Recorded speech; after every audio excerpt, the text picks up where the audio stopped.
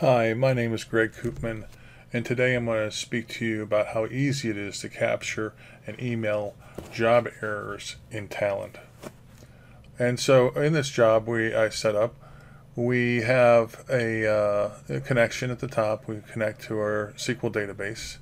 We have a connection at the bottom that closes the database, right? On my post job and my pre job, I connect to it. In the guts of it, the main part of the pipeline is right here, and that is it truncates a student table and a teacher table.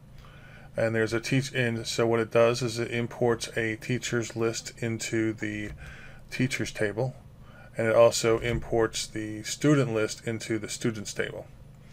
Okay, it also will generate an error. I've hard-coded an error in here so we can see how the capture routine works. Okay, so the error I've coded is just setting a variable equal to 1 divided by 0. This will cause a divide by 0 error. So what will happen is if any error occurs anywhere in this main program, it will then activate this, what you see in the red, this tlog catcher, which catches the error and the information about the error, and then pushes that to the send mail object. Okay, and that will send me the email. So let's just go through. I'm just going to show you the example of it real quick, and we'll just run this. And again, it's going to generate that error. So, and it will send the email. We'll take a look at the email. So as you see below, it hit the error, divide by 0 error, and it exited with the code 1, which is an error. Okay, and then in my email, I get this email. So I got an error in job, easily capture an email job error, which is the name of the job. And then in my message, I have an error occurred in job, easily capture, the same thing. And it says object, and the object is tjava1, and the error message is Java language arithmetic exception divide by 0. Okay, so it tells me basically exactly where the error is and what the name and a description of the error, which is great. And it tells me what job it's in, so I can go find it. So that's wonderful. So what does this mean though? So where is this error? So if I'm going to go ahead and look at this and look at that again, and we see object tjava1. Well, I don't see tjava1 here. Okay, that is obviously the object. It doesn't give us the name of the. This isn't giving me the name of my description here. It's giving me the internal part of that. So if I highlight that component, I will see tjava1 here. Okay.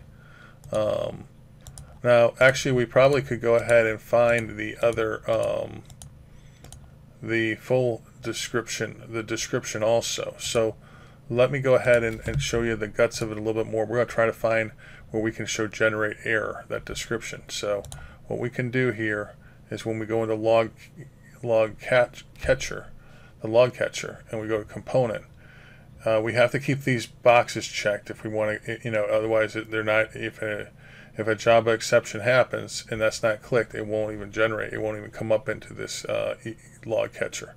So you need to have these checked and TDI to be checked too. TDI is each of these objects has a die on error checkbox, which you want check. Okay, so that if the job does die, it will generate that text box. So here's T to die. Okay, and then here. And each one of these has a T die. See that's a T die on error. And here's another T die. And here's a T die. And here's a T die. Okay, so they're all checked. So they're ready to go. If they're not checked, then this isn't going to work. Okay, but what we're going to do is try to find out how to get that generate error description in there. So as you see, the name of my pipeline here is row 2. That's the data that's being sent from the log catcher, the error log catcher, to the send email. So when I come in here, again, you have these basic controls here. Then you go to edit schema. Now this is the information that's can be sent over to the to the email. So what I'm already using a couple of these. I'm using message, and I'm using that's the error message, and I'm using origin, and that's the name of the object itself. And that's about it. So let's just go in, and there's a couple of these other ones that I think might be, it could be contacts and it could be type. I'm going to try type. We're going to see if that works. So if I go into my email and its configuration, I have this set to go from me to me, and the error is job name. Now this is a global variable. There's two global variables. There's job name and job project, or project name rather. That you can use. You don't have to even put in anything in front of it or anything. It just knows that. So here I'm saying the job name is job name. The object is row 2, right? And then I call out to that row, that column origin, which is giving us the tjava2, and then the message is giving us the error message. So let's just add another one here. Plus, I'm going to put in a return character, maybe 2 of them. And then I'm going to say plus row 2 dot, and here I'm getting I'm going to put in that one called type.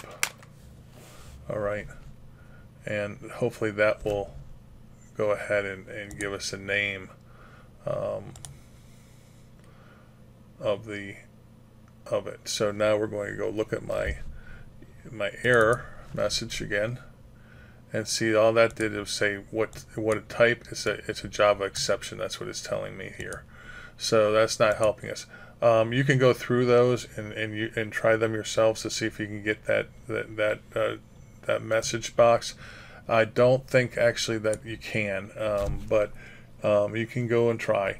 The second part here is that another way to look at this is like you have the object name, right, which is tjava1. You can come up here, right, while you're on this job and go to table of contents. It's this one. Here we go, table of contents, and base a table, or outline rather, not table of contents, outline. And so in the outline it gives you every object that's on here. So it gives you both the origin name and the description name, right? So all we have to do is find the tjava1, which is here, and there's generate error. So that's where the error happened, and then we have our description. Okay, so that's how it works. And the sending email is just a matter of configuring your email, and then sending in these different, using that row 2, the pipeline name, and the fields that are captured in the error to create your error message. Okay, so this works very well. Now let's try something else. Let's go ahead and go to teachers list, and let me generate an error there, and let's see what happens when we do that. So I'm going to go to my, this is my teachers list, okay, and it has last name, first name, last name, city, and then how many years experience, right? How many years experience, that's what that is. So I'm going to change years of experience here from 75 to some sort of string, like, which isn't numeric, so it's going to error out. So I'm going to just call it problem something.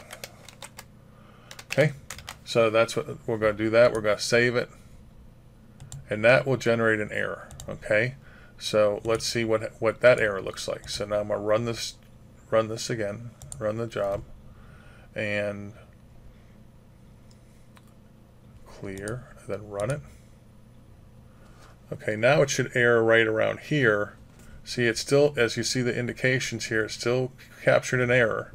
It doesn't look like it even got to these areas, because as soon as it captured the area and it's on to die, that's it. It dies. It stops the job. Die on error rather. So now I'm going to show you the email that generated, and this time you'll see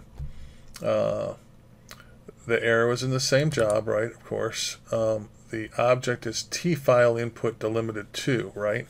So, and then the message says, couldn't parse value for column years of experience in row 3. Value is problem something. Okay, just like we did, like I made it happen. And input string is problem something. So we know that's it. If we want to find out where T file input delimited is, we just go back up to our outline. Okay, so we go T delimited to, and that's under teachers list, which is right here, which we expected. So that's how you can capture errors kind of globally throughout your job with this T-catcher send mail methodology. So, and I highly recommend it. I think it's really a nice catch-all, and it's a real simple way of doing things, and I hope you enjoy it. Thank you.